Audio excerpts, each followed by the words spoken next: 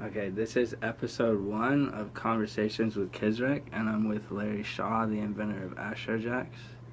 Hello. Well, first question would be, when did you make up Astrojax, and what made you discover it? I was in graduate school in 1986. Well, I started graduate school in 84. It was 86. I was friends with this guy who had a low temperature physics lab, and he was a dental floss fanatic. So there was always dental floss. What do you mean by dental floss fanatic? He always dental flossed after every meal. So there was, in this lab, there was always, physics equipment and dental floss. And I fiddle with stuff. And so I was fiddling with what was down there, and these hex nuts got on the dental floss, and I started shaking it, and they started orbiting. And first I did horizontal, and then I did figure eight, and then I go, I can do butterfly. Did you have them real small, or was this like a long piece of dental floss? Dental floss was like a yard. So they were like a normal sized pair of jacks? Yeah. The hex nuts were, I still have them, I think, but I'm pretty sure I do. I can't remember the weight, but I think they were like I feel like that 20. would be hard to play with because hex nuts have a pretty open bore. They have an open dental bore, floss and is they so have skinny. Yeah, and the hex nut has the thread, so it wasn't optimum. So But did it was it still break on you? not for a while. They actually worked really well. Like if you want to make a cheap set of Astrojax, just get some hex nuts and dental I feel floss. like paracord would be good. Yeah, it worked pretty well. And so they were orbiting, and then I said, like within 2 minutes, I said, this should be a toy. And then within another 2 minutes, I said, this is better than the yo-yo, which,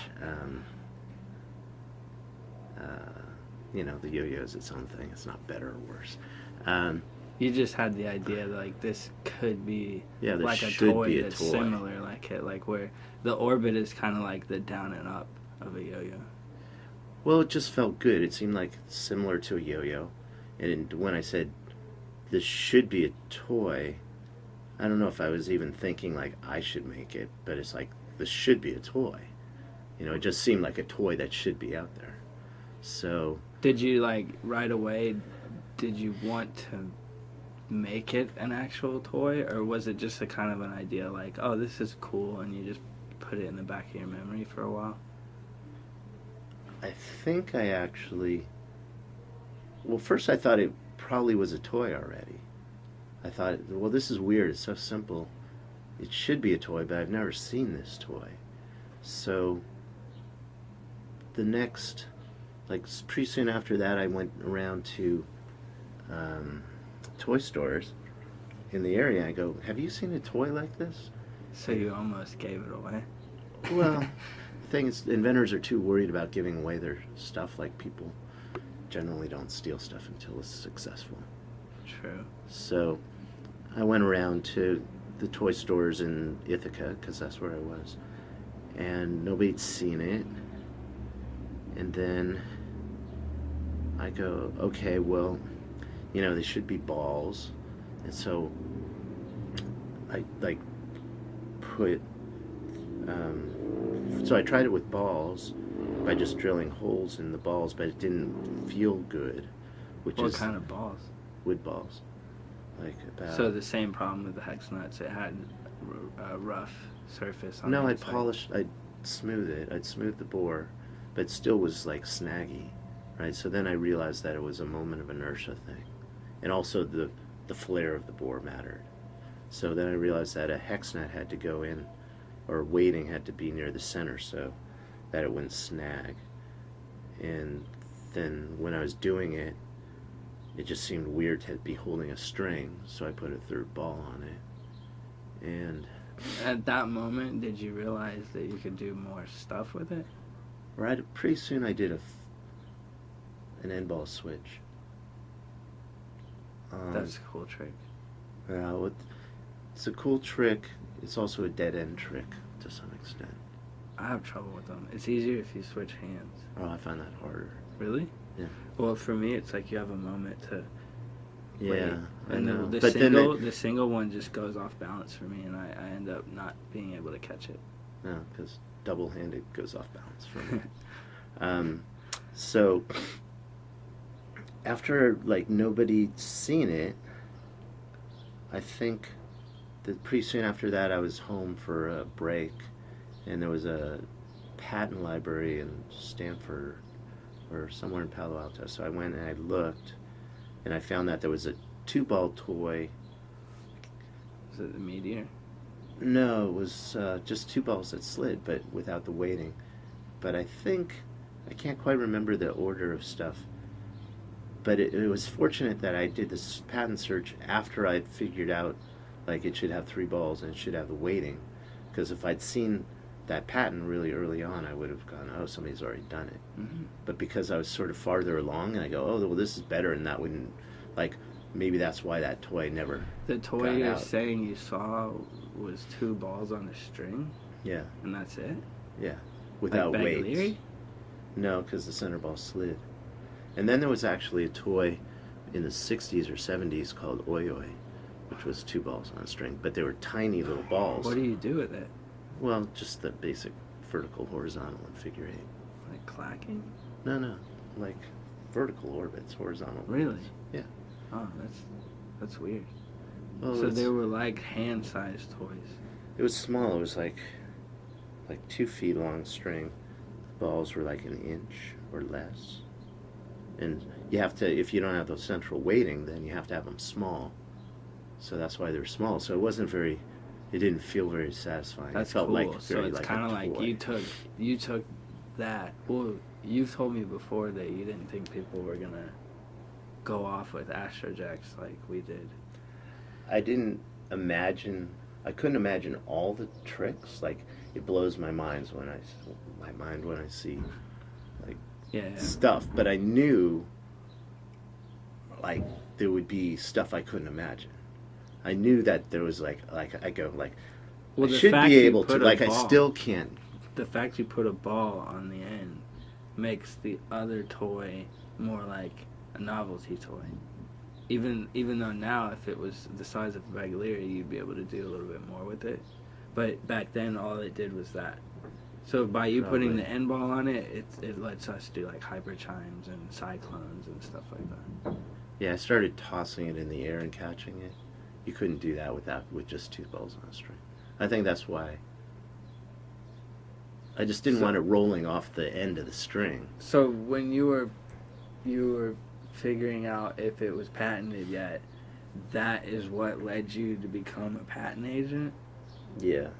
So you were like, I'm not going to pay somebody to do this, because you looked at so many patents and you just decided, like, I could write that. What happened was, so I was at Cornell and I took it to the lawyers at Cornell, and they said, if we patent it, we own it. And I said, well, I don't want that. And Did you have to pay them? well, I didn't use them. So then well, I mean, went, if you did, they just patented it for they would free? patent it for free, but then Oh. Cornell owns it, and then Okay.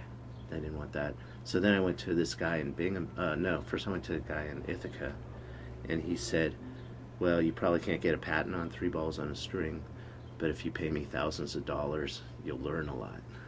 I was like, I'm not going to pay you thousands of dollars to not get a patent. So I found out, I think it was my friend Louis Pearl. Somebody told me about this book, Patent It Yourself.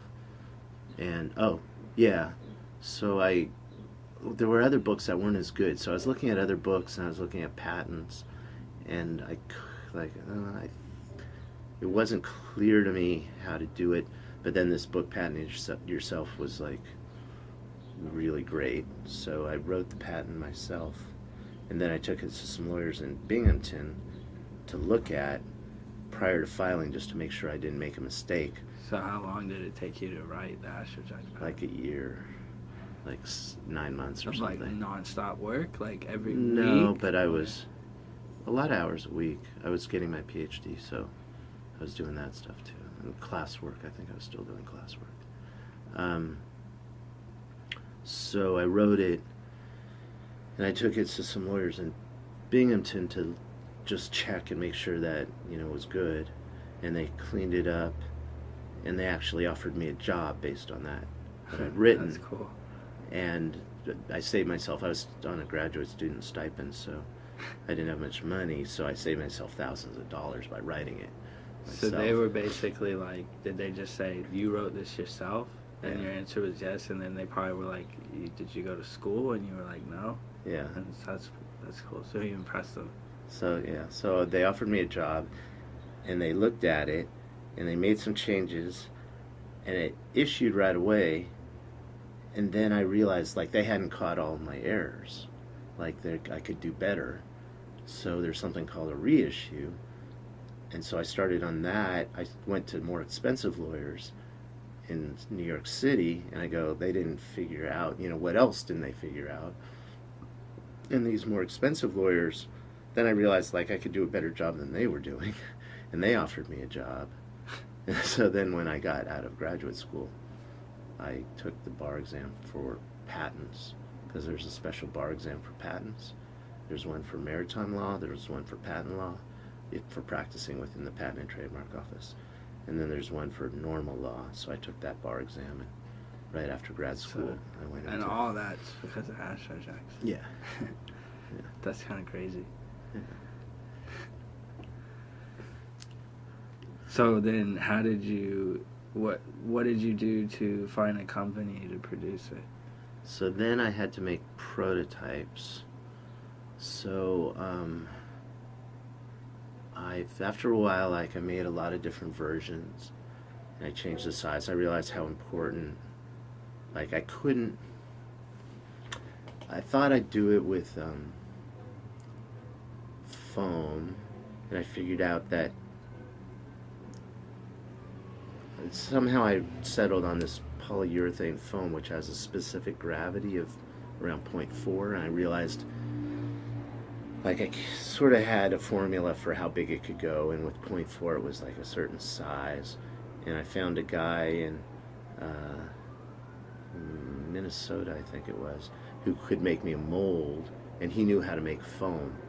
So he taught me how to make foam. So to market it, I had to have prototypes. So he made the mold, and then he taught me how to make foam. And then there was a place in Ithaca where they make these big sculptures with the rolling balls that, like, you see at Port Authority. It's like these big Rube Goldberg things.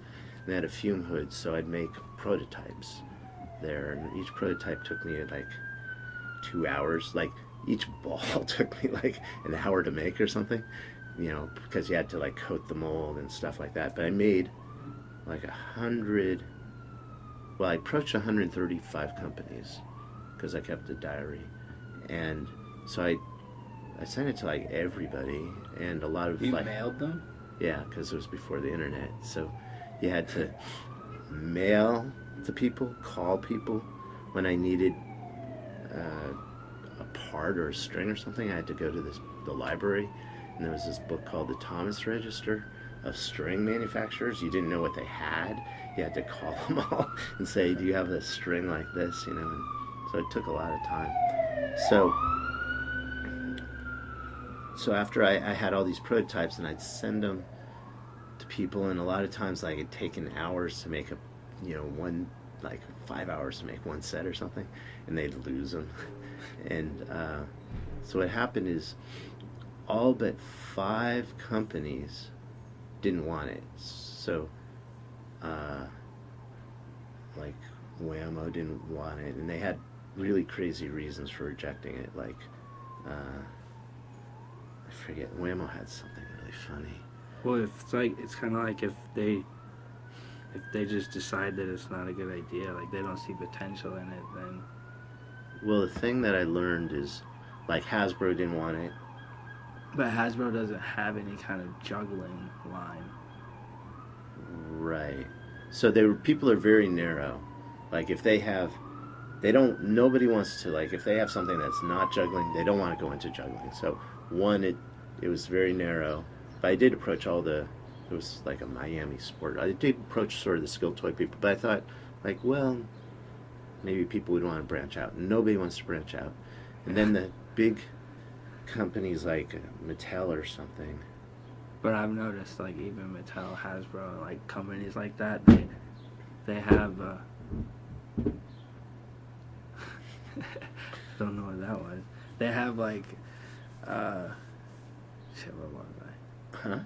What was I saying? Mattel and Hasbro, they have action figure lines, like building kind of toy lines, like Barbie dolls, and some of them have like puzzles kind of thing, but I noticed like they don't have any kind of I would call them activity toys. Yeah, Whammo did, you know. What did Whammo make? The Yo Frisbee and the hula hoop. Yeah, okay. And yeah, so those they are were activity perfect, toys. right? And they said something like they had really comical reasons not to take it. None of them made much sense. But the thing I figured out is if you're there's like somebody's trying to get through the wall. It's the dude downstairs. If you're an executive at a toy company, you have your job, and if you don't do anything new, your job is all like laid out for you, right? As soon as you do something new, It's risky. you got to figure something out, which you never had to figure out like something really new before, and you risk failing, right? So that's why Hasbro and stuff. It wasn't until Hasbro came back, when it was at Toy Show and stuff, they'd always come by and go, oh, you know, talk to us, we want this, right? But it was only once it was starting to get successful. Yeah. Nobody had, it's very hard to find you were people. selling them through your own store? Well, first I licensed it to, you're closing the window. I can edit certain parts of this out. Oh. Playing this shit too loud. So actually, there were 135 companies. 5 of them were interested. Ohio Art, which makes Etch-a-Sketch, they were interested for a little bit, and like I had meetings with them, and then they just sort of lost interest. There was this company called Ratam that made the Zoop tube, which was this tube with a spring in it that was like an echo chamber. The woo thing? Yeah. Well, they had that too, I think. That was like a little like weird phenomenon fad, but I think I was too little. I think that was more like when my sister was a preteen, because she had them, and that's who I got them from. There was the tube that you spun around, but there was also the tube with a spring in it, so it's like a spring reverb. Those microphone things. You could talk into it. Now, yeah, it's cool, actually. So they were interested until, like, we were almost all the way there, and there was one paragraph in the contract that we needed to negotiate, and so they brought in their lawyer, and so then I brought in a lawyer, and then the lawyers, like, got stubborn, and I thought we were, like, just had to work out one little detail, and then it blew up, because the lawyers got stubborn, which the moral is, be careful, always keep the lawyers in the background.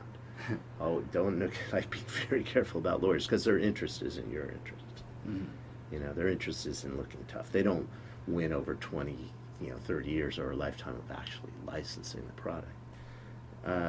So that blew up, which made me think that maybe, like, I was still willing to talk and negotiate without the lawyers, but they're like, forget it. So I think maybe the guy at the top got cold feet. And then there was a company of this crazy guy, Toy Originators, and I couldn't figure that guy out. Like, he said he was interested, and that was very weird. Anyway, so then there was a family friend of mine who had a bubble toy company. And so like blowing bubbles? Yeah. It was Tangent Toy Companies, Louis Pearl. And I licensed it to him for a while. And we got into Nature Company. They had an exclusive at first. It was called Orbit Balls at the time. Nature Company, like the mall? Yeah, the mall store. Okay, yeah, they had that in Georgia. Yeah, they were all over. They were really good. They had really good products. And are those the tube Astrojax? Yeah. Well, no, they started off in a bag. Okay. They put it in a bag. I have some that were blue. The tube is clear, it's blue caps, blue sticker, and the balls are glow in the dark. Right. That What company was is that? that was my company. Okay. That's before you... No, I licensed it. It was, me, just myself. Then I licensed it to Tangent Toy Company for like a year, maybe a year and a half or something. And Louis is a friend of mine now. We didn't talk for a bit, but we sort of had problems. I just maybe you can say Bubble Toys and Skill Toys wasn't a good mix for this company. So I bought it back, and so it was my company, and that's when we did glow in the dark. We actually changed the name to Astrojax. Now, at what point did you almost call it Goofballs? Oh, that was my first name. That was the name when I was trying to license it to people. I called it Goofballs. So that was when you were playing with them as Hex Nuts? Was that Yeah. when you I thought started right Goofballs? away. Goofballs pretty early. So you thought of the ball shape like pretty immediately? Yeah, I'm didn't playing with you can't like Hex Nuts didn't seem right. Balls seemed. Goofballs, I don't think. That seems more like a name for a shtick, like a prank or something. Yeah, You know, it's pretty not a toy. goofy. I mean, but it's. So I'd how still did you have come fun, up with that's true. Astrojax? What made you think of Astrojax? After Goofballs, so there's a trademark problem with Goofballs, which is why we didn't use it. Then it was in the Nature Company as Orbit Balls, and then we figured out that there was some conflict with a Orbit Ball product. There was already a trademark for that, so we had to switch it. And I really like they orbit, obviously. And so that orbit, outer space. So Astrojax, Astro was sort of made sense. Orbit, Astro, like what do we do with that? So Astro was easy. And then we didn't want to call them balls. And somehow I came up with I was thinking I don't know how, but Jax in outer space. If you would play Jax, the game with the ball game. Yeah, the ball and the little metal pieces. When you play Jax, is it usually 3 balls? It's like a lot of them, right? Yeah, but one ball, a lot of metal pieces. I think it's like 10. Oh, okay. They're I don't know what I was thinking. Maybe when I played Jax, it was nothing but bouncy balls. Oh, this is a ball, and then little metal pieces that have 6 spikes going in 90 degree angles. That's so strange. But Jax is also this there's a generic thing Jack is. I mean, I love the term, right? Jax sounds cool. Like Jax if you just as a went with cut, Jax. And it also then we can.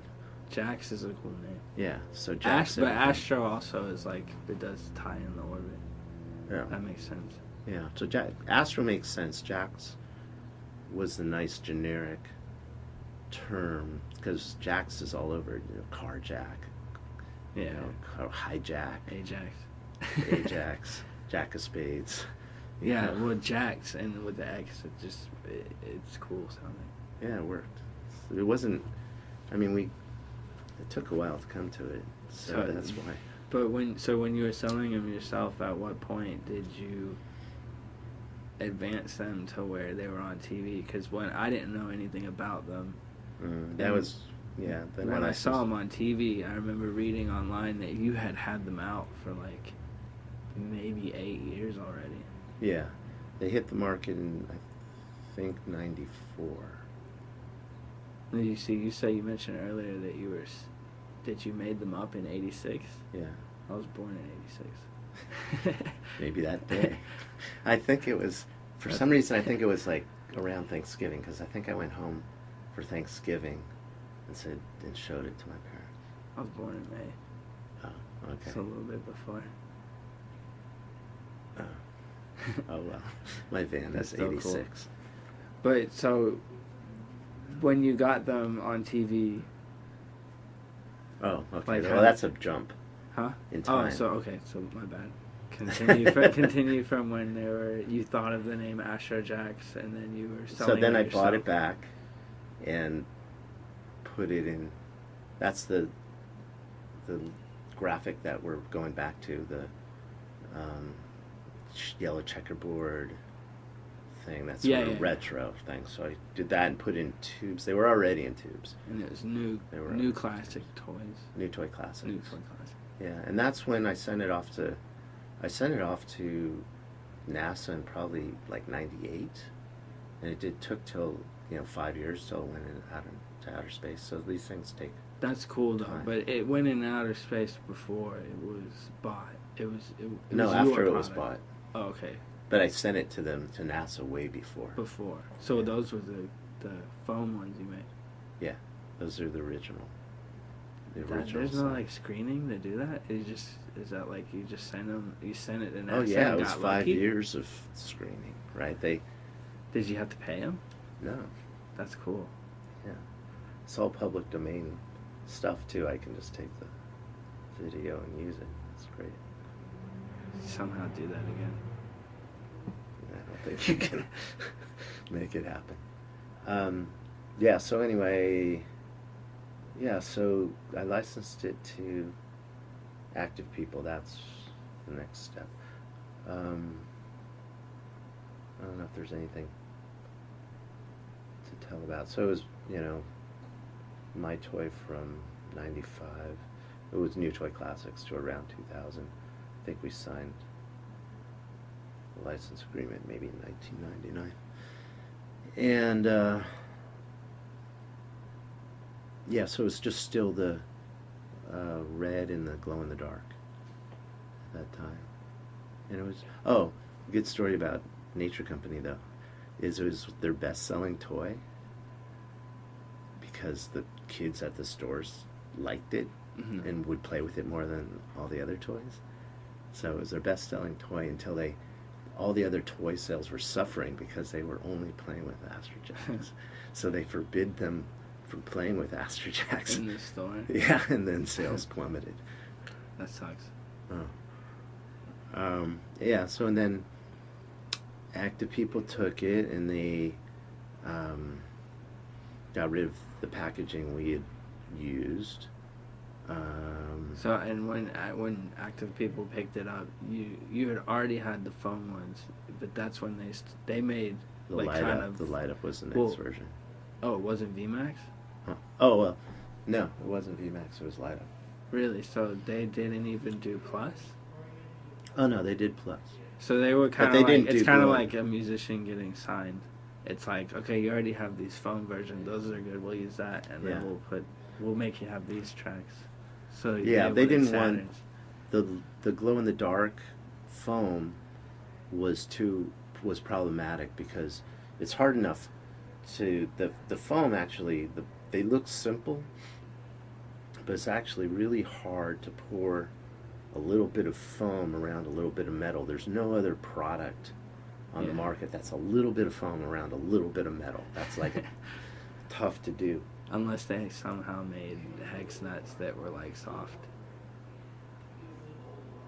I guess. So like they're not easy. It's like the perceived value was less than, like it was a problem. And I was trying to compete with Chinese made toys, but I didn't want to go outside. When it was my company, I didn't want to go outside the US. I wanted to have it US made. And so I went through 3 US manufacturers to do it, but I was pricing it as if it was made in China. So I was really squeezing myself in terms of margin, which was That's with active people? no pre. Oh, okay. So, and then and I found out why people don't make stuff in the US. I couldn't do it, and these the first factory couldn't make them fast enough. That was just because they were in West Virginia and they had a hard time finding people to work, and people would take off like half the year for hunting seasons because they hunt for food there. So it was hard. Like Christmas would come and we'd have orders for tens of thousands, and we couldn't, like, he didn't have people to do it. So he was a good, well-intentioned guy, but then I went to 2 other factories to try to meet demand, and they turned out to sort of screw me. So that's when you had to reach out and you met active people? Yeah, so I go, okay, I'm not making this work. the business wasn't like So happening. active people before they picked up Astrojax, what were their like main products? They were the yo-yo distributor of Yomega Really? in Europe. That's interesting. I didn't even know that. So that's how they got to be a big company. But then They they started off as a made small the company. Billabo. Then Alex Hofstrasser, because of Astrojax, actually approached them because he had these toys he invented. So he brought them the Billabo. Oh, okay. So it's kind of like it was just happenstance, I guess. Like kind of like you three people. Well, Renee was working with Yomega. Right. And then he brings in Alex, and then you come along, and it's like, I came cool, let's first, all and then he collaborate. brought in. He But got so because Astrojax, of and that Astrojax, attracted. That kind of attracted. made it a skill toy type of company. Oh no, he was Skill Toys before, and just not. What did he have? He had like juggling balls and devil sticks or something like that. And then because he knew Alan Amaral, So he had. this is around the time I saw it on TV. Then he was Rene Skill. He's a very good talker, and he convinced a lot of people there was going to be a big success of Astrojax, and so it was mainly this. He talked it up greater than any success it, eventually had. Though it did have great, really good success. But so he got all these people to put money into it. So in the U.S. it was Spin Master. So Spin Master is the commercial you saw. They distributed it and they promoted it. And that's when I saw it on TV at my dad's house. But that was in like 2001 or 2. I think it was like 2003. Oh, okay. How old were you? I might 86. have been. Yeah, I was born in 86. I don't know. Okay, so you're 17. 17? Yeah. Oh, Did that's you get weird. it? Well, It seemed like you were younger. Well, I've always juggled. So, like, I used to flip pens around in class, and technically the first skill toy was a fingerboard. And fingerboards graduated to handboards, graduated to Astrojax. And then I went to yo-yoing, and then I was just like, I'm going to do it all. Oh. But Astrojax was, I remember seeing it on TV, and fun fact, I thought it was Trithology for a second when Fabian was doing a Cyclone. For some reason, I thought it was a loop string. And I think I might have seen it a couple more times, and I went to the website, and I looked at it, and I was like, 3 balls on a string, so I just made some, and maybe that night I wasn't satisfied with my pair, so I convinced my dad to buy me and my brother some, and that's when I just got into it, like, hardcore. It was just non-stop playing. I had the Trick CD. I guess, I don't know if I was late. Like, were the packages that came with Trick CDs, that's like an upgraded version of Astrojax, right? That's like, you guys have sold a lot. We're doing well. Let's add a Trick video list onto it. Because my package came with a CD. And I always thought it was cool how little, it was like its own software popped up like a circle. Yeah. That was Alex's. And that's Alex. not Spin Master, but Spin Master just helped distribute it. Spin Master, I mean, all the product was developed by active people and us. I mean, though I didn't have as much of a role. Does active people make Yomega's yo-yos? No, they just distributed it. Because they sort of have a similar style now that I think about it. The way they're built. Like, well, Yomega products compared to, like, active people products. Maybe it's just because they're buddies. Like, rubbed on each other. But I see, like, a similar style in the way they build their toys. Oh. Well, yeah, they were made from the same factory. Okay. Which is another story. Yeah, I guess I can tell a story. So, there was knockoffs of Omega big time when that craze happened early on. Right, they were one of the first crazes. I think they actually, I mean, they had a large part in creating that craze. I forget, there's a whole story to it, but that was really like some people put in serious work to create that craze. And so there was knockoffs. And they found the best knockoffs in China.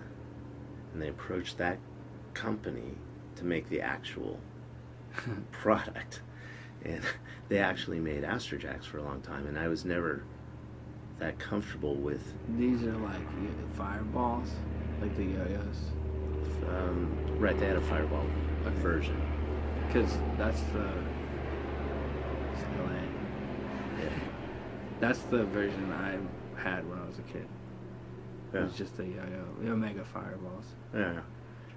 So anyway, that guy who was a knockoff guy, that factory, was the guy they used for Omega for a while, and then for Astrojax, and he was a knockoff guy, and I was always uncomfortable with him. He always sort of gave me the creeps, actually. And it turned out that, you know, the lesson here is people who give you the creeps, there's a reason. Like, follow your gut instinct. People who you're not comfortable with, don't work with. Yeah. Because eventually it's, you know, came back to. Well, so I still think it's interesting that you started with Saturns and then went to VMAX. So was that kind of like Saturn's was that like, hey, look, we can just empty it and it's its own thing? Yeah.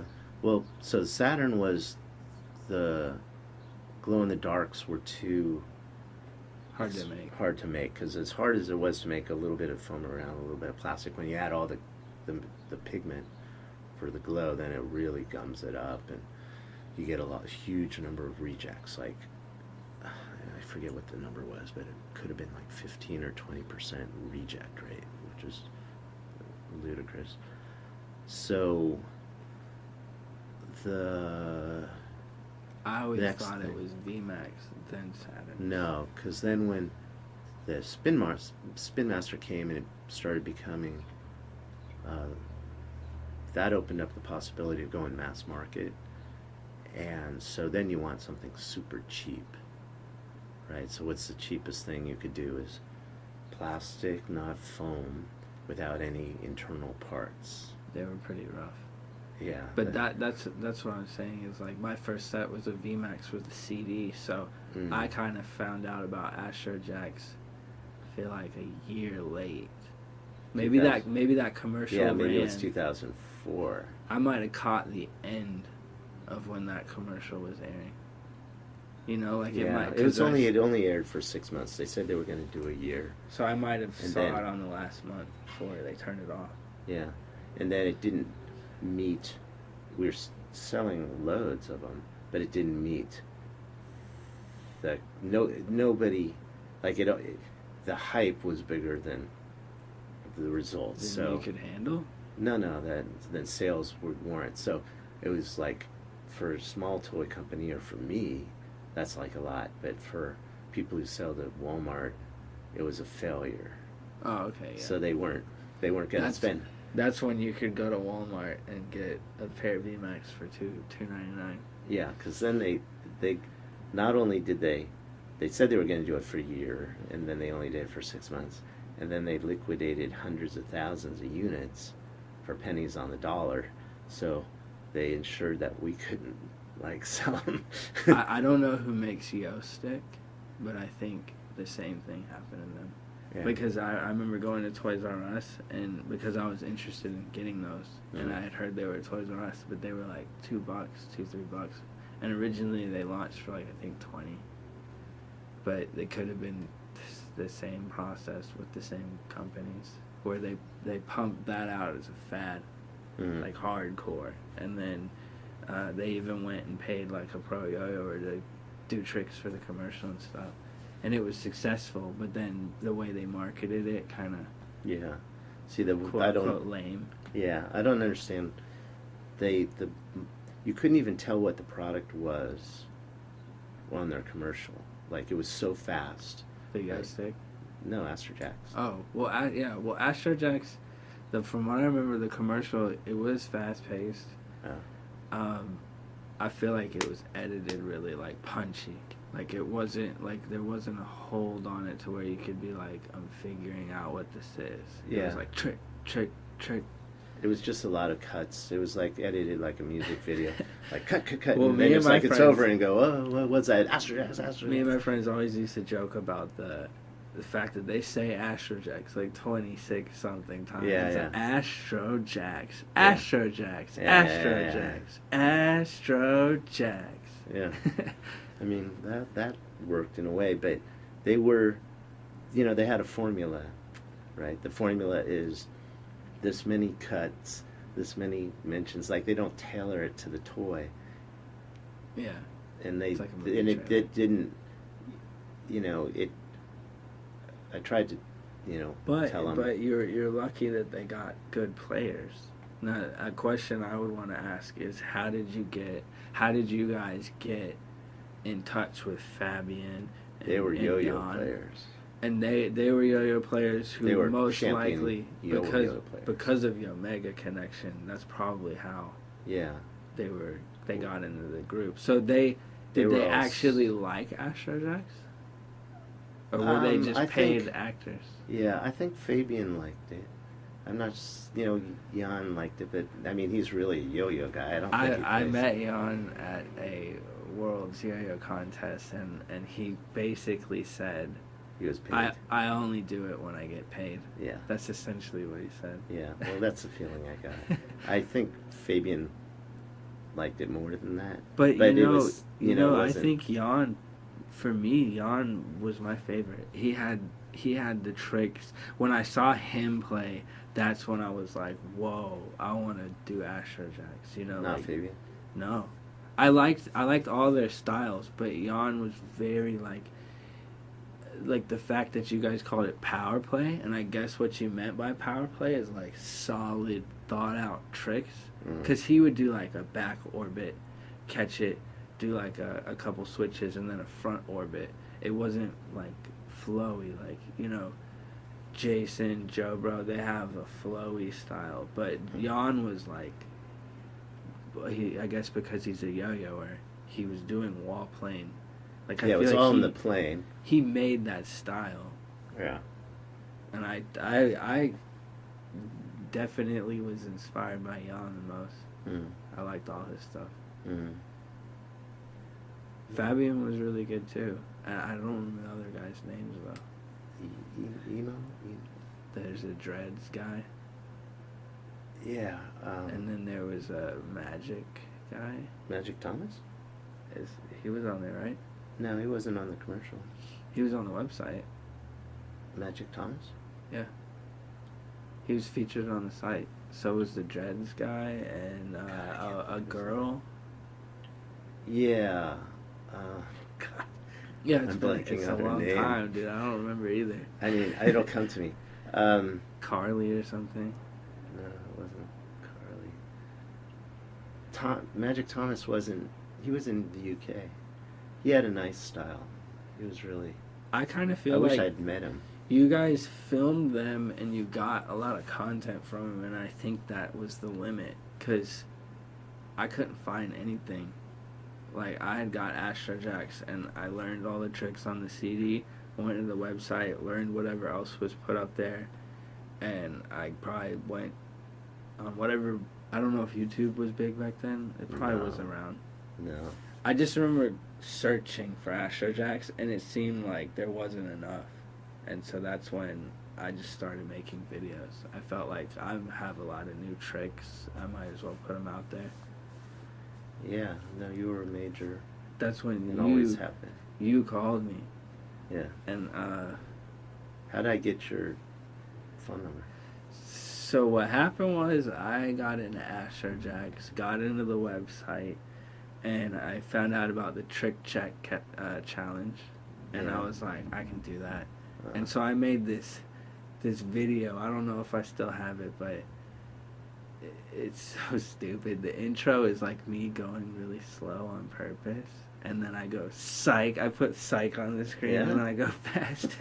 And I was just trying to be like, oh yeah, I'm badass. Like, give me these trick checks. I didn't think I was gonna win, you know. But then it was cool because they said you were selected, and I got my package on Christmas. Actually, it like arrived there on Christmas Day, and it was like a T-shirt, the trick checks, I think a wristband and some stuff.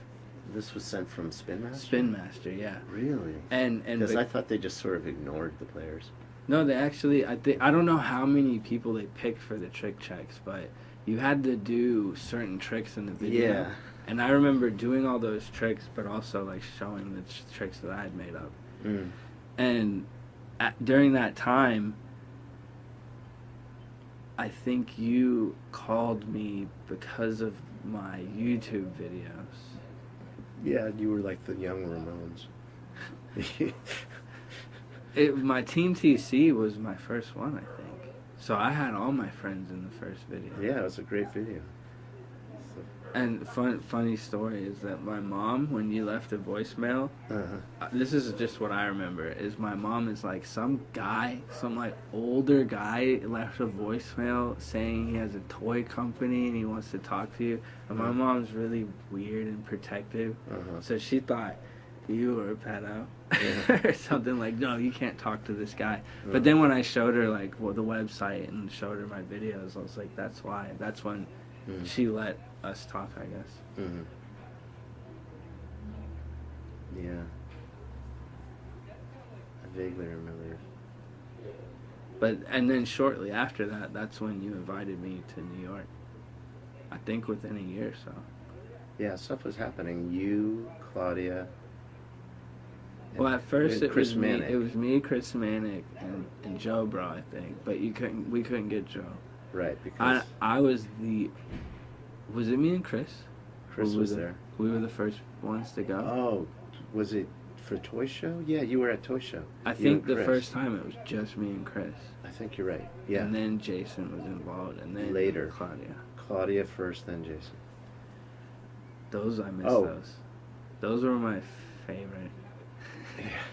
Well, remember the IYYO? Yeah. Yeah, that was you. That was Jason. That was like the last one. Yeah, Claudia, and Chris. And Chris. Yeah, that was good. That was a good performance. Should be doing stuff like that again. Toy Fair is.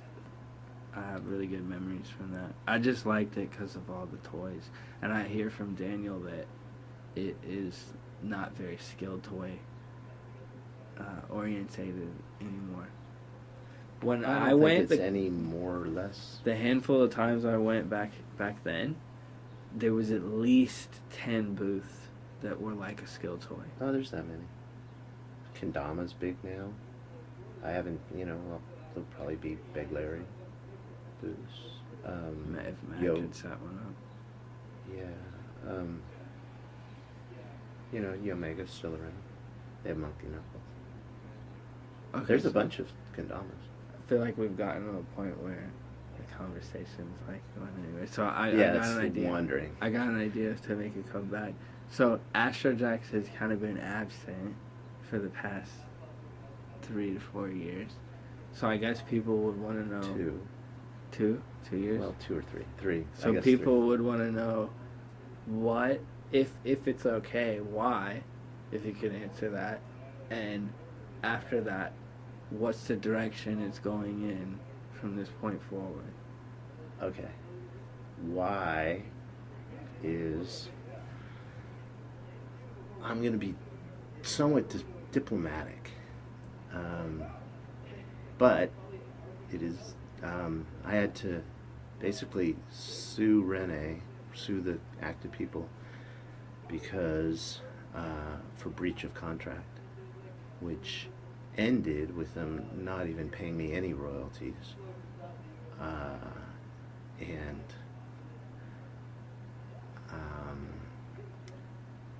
just sort of to give an idea of the lack of good faith involved in the company, there's now an injunction against them selling Astrojax, and there has been probably for over a year. and they are still selling regardless of this international arbitration injunctions. Now I'll have a injunction pretty soon in the federal court, and the guy, I don't have much nice to say. I mean, they did a great job, you know, in that first craze. He created it. He's the Wizard of Oz. You know, he's a very good talker and a very good salesman. And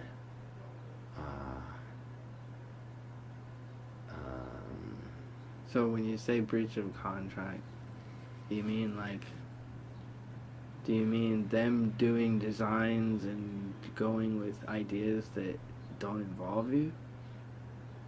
no, I mean that there was contractual obligations about payments.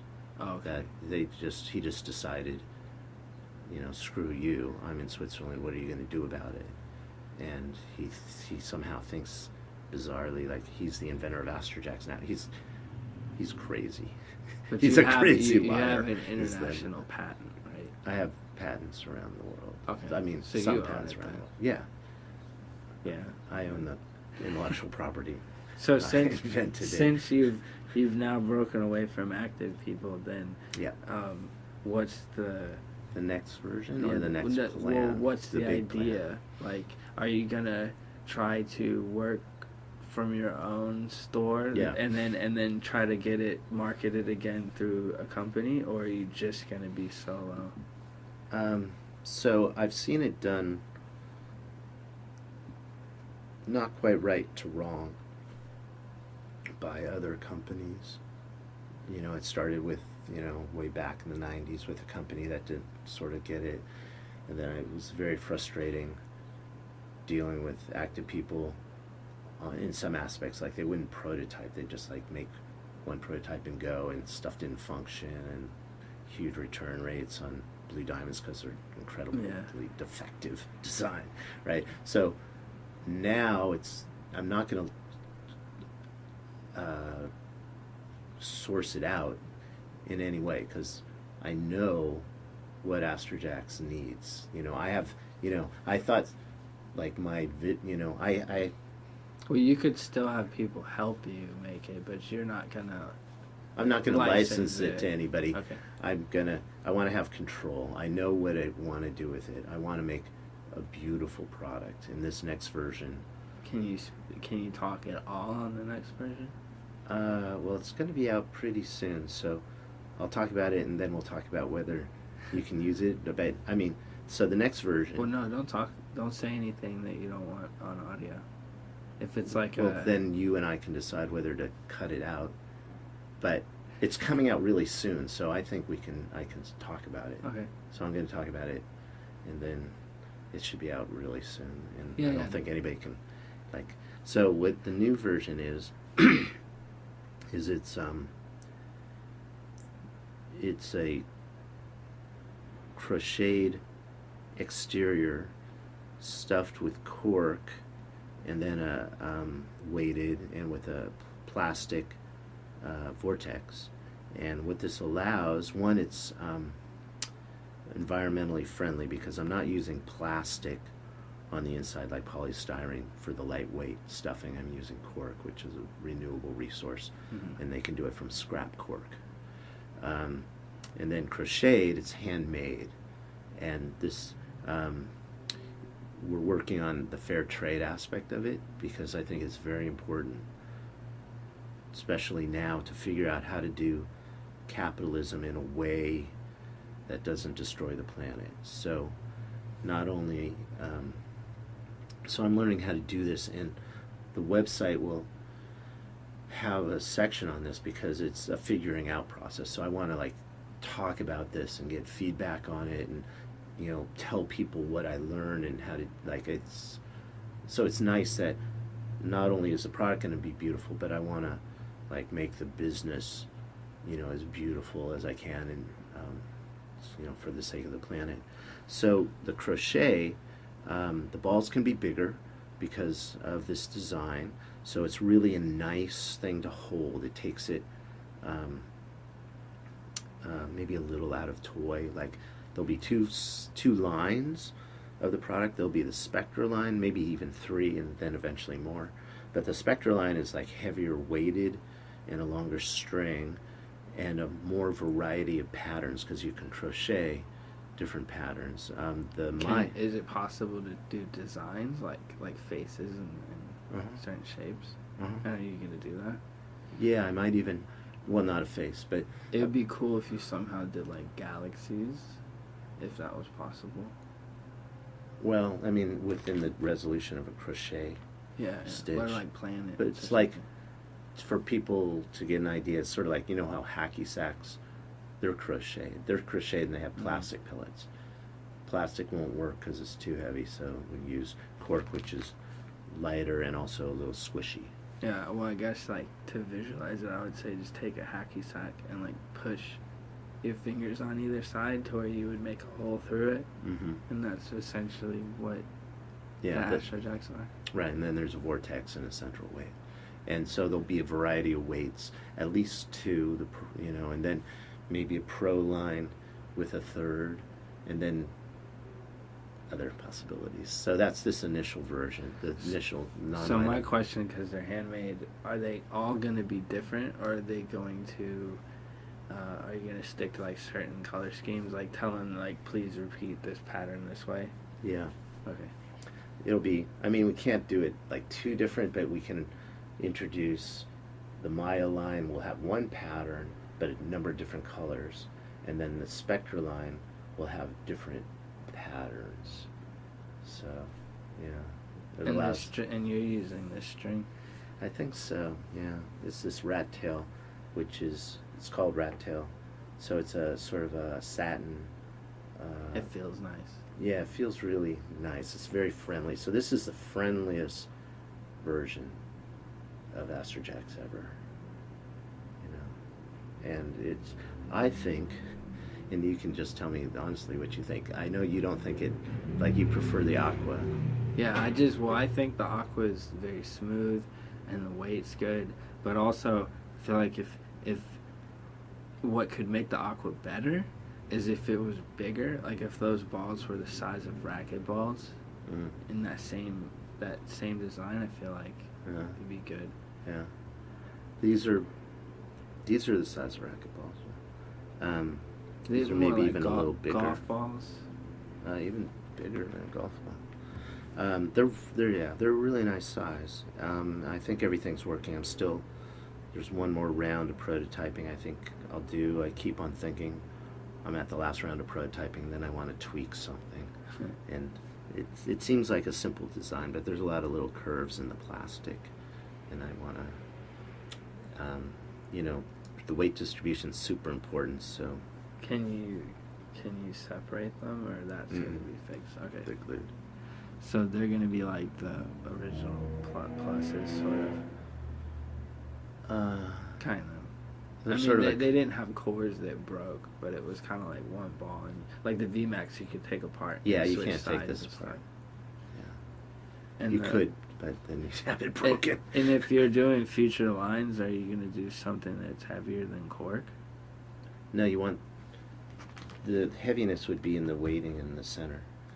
Cork is really pretty good for a natural product. Polystyrene is, even better, but that's a nasty plastic, and it flies all over, and you can't it's hard to dispose of, so this is pretty much as environmental as I can get and still have it function well. Cool. I'm super excited about it. I'm super anxious. So you plan on like June, July? June's way too soon, but I hope to start making them, and that's going to take me going to Guatemala, where they'll be handmade, probably in July, and then maybe August, September I'll finally get them shipped to here. I mean, it takes so it'll be a while. Well, it seems a while and soon. Definitely before the year's over. Yeah, because I hope to have them. I want to have them at Toy Show, but I've still got tons of stuff to do to make it happen. That's cool. I'm super excited. Yeah, I think that they play okay. I think that the ones that you have that are sewn tighter are better. But I haven't played with a set that's Yeah. fully sewn like that. Yeah, what he's talking about is these were crocheted by me in the prototyping stage, and just You for sewed speed. those? Yeah, What, did you learn how to sew? yeah, crochet. So I learned how to crochet to prototype, but I can do the dexterity. Like it took, at first I didn't think I had the dexterity to do it. But I figured out women, women's fingers are more nimble, like in small motion, small little stuff. But I figured out a way to wrap the string around my fingers so I could keep the tension for the crochet. So there's a way for guys to crochet if your fingers aren't quite as flexible. Mm-hmm. So anyway, these have a stitch that's much coarser, but that allowed me to go through to make many balls relatively fast. But the crochet that it'll be made of is a much finer It's like thread. I would say when you buy a hacky sack, and it's you go sort of like that. Yeah. if you have a high quality hacky sack and a bad quality hacky sack, so in the case for Astrojax, they would be swapped. So a bad hacky sack is a very hard, very tight sewn sack, and then the good one is the one you want is very floppy and mushy. Like if you took the cores out of this, it'd be real mushy. That's what you want. But in this case, you want this. You want the hard sewn. No, I want the tight, the fine thread, so I can get a lot of fine patterns. Yeah, right? yeah. But So, what I but mean the by stuff- that is like hacky sacks are sewn loose. Like a good hacky sack is usually okay. loose. Yeah, so this will be relatively tight weave of a thin thread, but it'll still be soft like these cork stuffed ones. That one's not stuffed with cork. I actually like this one's nice. It'll be softer than this, but this is close. This is nice. Yeah, I agree. Yeah, it's basically they're like hacky sack Astrojax. Yeah. And so I would imagine you're doing rebounds, it won't hurt. Yeah. It's it's pretty, it's pleasant. You don't have to worry about hurting yourself. Yeah, I like this one. Like you say that you want it to be a little bit softer, but it's okay like that. Yeah, if you can hit your head. That's my test. Hit your knuckles. I feel like every juggling toy can hurt you, even if it's Yeah, I mean, made safe. You'll figure out some way. yeah, you're not supposed to swing it above your head. And the worst thing that could happen with Astrojax when you're playing with them, it's kind of like the same with yo-yoing or any other toy, is the lightest taps on your private area. The lightest ones. Usually you can get smacked there, it doesn't hurt. The lightest ones will put you on the floor curled over. Well, hopefully that doesn't happen to anybody. So, Let's see. So the Astrojax, the next one's coming out by the end of the year. Do you have yeah. anything else you want to end with? so the website will have a discussion forum like we used to have, because I'd like to get people's, like, I don't know, we had a really nice discussion forum, and the thing about Astrojax players is we call it the free-dimensional orbiter, which that was Alex's term. Again, he came up with some really good trademarks, names and stuff. So a lot of Astrojax players are incredibly creative, and so it's just, it was a really nice forum. It had a really nice vibe, and people posted light art. You're going to make a form on the website specifically for the website, or are you going to use something like Reddit? No, it'll be for the website, and this is what we didn't talk about with Anthony, but there is this family of orbiting Bob toys, and Anthony has Sling, and Matt has Monkey Knuckles, and so you put up Free Flow Toys, as a site, and for a while that was good, and people went to it to just discuss the family of toys. But yeah. I You can mean put the up, form, the Free Flow Toys form? Yeah. You mean Free-Do?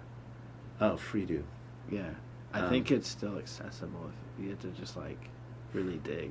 Freedo.info. That won't work, but if you dig for the actual site, because I didn't make that form. Somebody offered to give it to me, I think, and then I had JT edit it. Like, me and JT stayed up all night making it look purple in the way it did. Okay. So anyway, that you was should technically Free Flow Toys Origins. Yeah. So that was a community site, and I don't know, the Astrojax forum sort of fell into disuse, and that was as MySpace and Facebook came up, and maybe, and then people were saying, oh, well, forums are out of date or something, but I still think they kind of are. maybe. That's why I was saying, if you have one on your website, it might do okay, but I'm not that much of an avid user of Reddit. But I know that if you made a subreddit of Astrojax, you'd have your community using it, and then everybody who uses Reddit will eventually, what's this? And then maybe they'll get suckered in to see, oh, this is Astrojax, cool. So it's kind of like, Reddit to me, the way I see it is forums, but it's the only place for forums right now. Oh. It's so old school looking. Yeah, it is. Well, anyway, we'll try to do that. And what I was saying is that could be a place where this family, is discussed. But so there's a website. This is, I'll introduce this, and then next, and I don't know how long it'll take. I want to do a light up version. That's, I feel this is in some ways, many ways, the best non-light up version of Astrojax ever. And I want to make a far superior light up version, but I got a lot to figure out and a lot to learn, but I'm super psyched. Yeah, light up version would be cool. Yeah, that's probably a good end. I'm looking forward to that. Alright, yeah. That's the end of this. Maybe, unless we figure out something else after dinner. No, I'm not gonna have an outro. Bye.